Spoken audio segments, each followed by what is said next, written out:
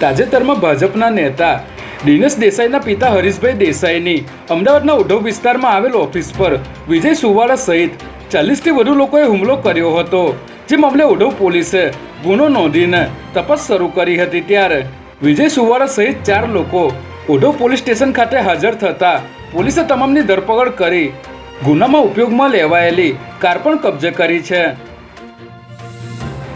અમદાવાદના દાણી લીમડા વિસ્તારમાં ગુનેગારો બેફામ બન્યા હોય તેવા દ્રશ્યો સામે આવ્યા છે, જેમાં અહીં આવેલ એક મહોલ્લામાં તાજેતરમાં એક શખ્સ ખુલ્લેઆમ હાથમાં ચાકુ લઈને ગાળો બોલીને લોકોને ડરાવતો હોવાનો વિડીયો સામે આવ્યો હતો। ત્યારે આ અંગે દાણી લીમડા પોલીસ સ્ટેશનના પીઆઈએ જણાવ્યું હતું કે આરોપીની ઓળખ થઈ ગઈ છે અને તેની ધરપકડ કરવાની કાર્યવાહી હાથ ધરવામાં આવી છે।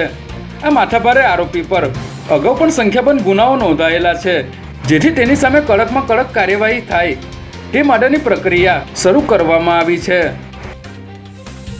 તાજેતરમાં અમદાવાદમાં પડેલા ભારે વરસાદને કારણે મ્યુનિસિપલ કોર્પોરેશને પરિમલ અંડરપાસ બંધ કરી દીધો હતો।